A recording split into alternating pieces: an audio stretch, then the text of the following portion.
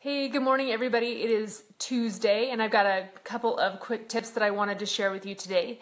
So we've got springtime in the air and it's actually raining here, but spring is coming, everything's green, and with it comes a lot of the bugs. So our mosquitoes and ticks and all those annoying bugs that seem to follow us everywhere we go when we're walking the green belt, we're out in the mountains, or just even in our yard. Those bugs can be pesky. So today I'm going to talk about two aspects of this. I'm going to talk about number one, prevention and how we can prevent some of those bites and stings, and then number two, aftercare. But before we jump onto that, I want to just talk about how cool the essential oils are. Because when you think about it, the essential oils come from flowers, trees, the bark, the roots. And for these plants, the essential oils are what protects them from the environment. And so the aromas that we often smell with these plants are what will attract good bugs and repel bad bugs. So it makes sense that as we use these essential oils like the plants do, that they will repel. When we're using the right oils, they will repel all these yucky bugs that are around us. So yay, I just saw my friend Claire jumped on. Thank you, Claire. It's always good to see you on here. Okay, so prevention. Okay, so one of the first things that I always go to for prevention for bugs is doTERRA has a blend called TerraShield. And they've got the oil here, but then they also have this new sprayer. And I love the sprayer because it's quick and easy to use. You can take off the lid and spray it. Super easy. This is something that always goes with us in our car, especially in the summer when we're out going in the mountains or camping or whatever. We always have this one with us. I was reading some recent articles lately specifically about ticks and prevention for that. And so I wanted to share a recipe that I found that I think will be really helpful for all of us. And I actually put it together this morning.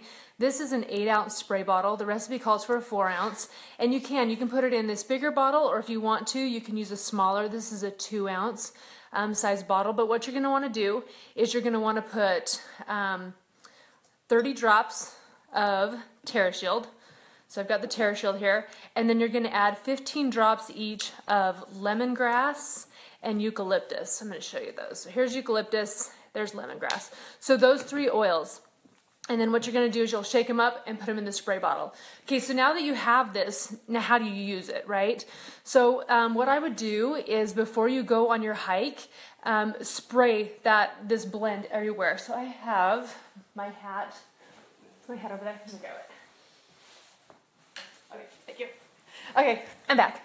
Okay, so if you have like a summer hat or something like this, or you have a baseball hat and you're out in the park, spray it. So like I'll take my spray bottle and I'll just spray my hat really, really good so that you can smell the aroma on it. I'll spray it on our clothes, I'll spray it on my kids, just spray it everywhere. And my friend Lacey's on, yay, thank you, thank you. So anyways, use the spray and be generous with it.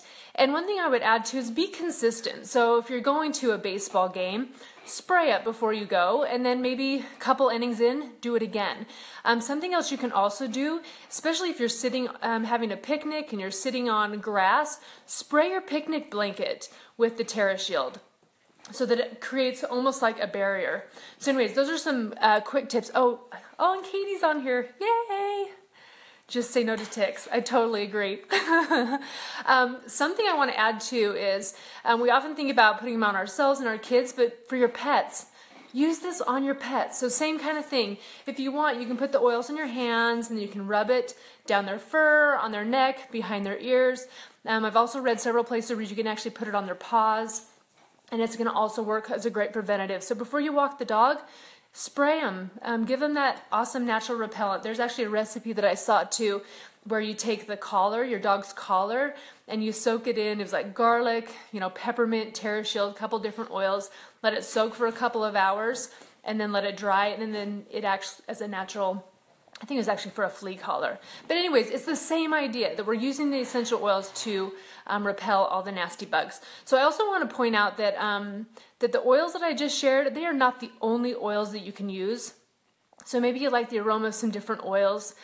Feel free to put your own combination together. So some other essential oils that are going to be great for repelling bugs are cedar wood, which makes sense when you think about a cedar chest and how it prevents bugs from, and specifically like the moths from coming in and breaking down clothes or whatever you keep in your cedar chest. It's a natural deterrent. So cedarwood, peppermint is another one. A couple weeks ago I talked about using peppermint for ants. Again, this is another one that you can add to your blend that's really effective.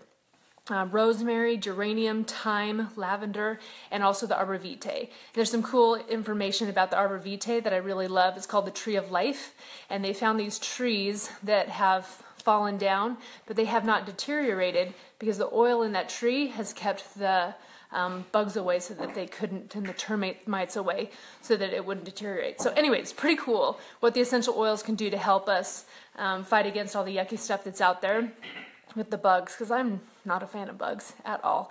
Okay, so now let's talk about, so we talked about prevention and now aftercare. So let's say that you get a bee sting or a bug bite or even a tick, something like that. With ticks, you want to be careful about how you get those out. Follow directions that we see using tweezers and some different things to make sure that they're not barfing up all their nastiness into you. But once that's all taken care of, one of my favorite oils is lavender. It's a beautiful calming oil. Another one is Purify, and this one acts as a natural kind of a detoxifier. That's one that you can use. Basil's another one. There's a lot of different, Melaleuca. Just be proactive. One thing I want to share too is we've had our fair share, it seems like, of wasp stings at our house. And what I've noticed is that when my kids come in and they've had a sting, or even myself, I actually got 3 stings last summer, is that I would use the oils like every 15 minutes. So as soon as I got that bee sting, I started using lavender.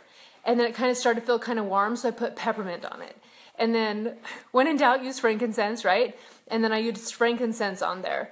And so I just kept doing that over and over with a little bit of ice for probably about an hour. And I was amazed at how quickly it really helped. So yay, I'm seeing Katie's on here. She said, list of oils for tick repellent: cedarwood, peppermint, rosemary, geranium, lemongrass, thyme. Those are awesome, and you can put all of those together as well into a spray bottle and use that as a tick repellent. Yay, and Crystal's on there, and she's telling us that she loves basil on stings. That's awesome. I'm going to try that one next time. That's awesome. Thank you so much for your comments. I feel like this is how we all learn together, is by sharing our ideas and our experiences and how it helps. So thank you so much for your input. Oh, Katie's got another one. She loves Purify and frankincense and Melaleuca for stings. Fantastic. Yay. Thank you so much for your input and your help today, and I hope that you find this information helpful. Thank you for your comments and your stories, and I'll see you next Tuesday. Have an awesome day.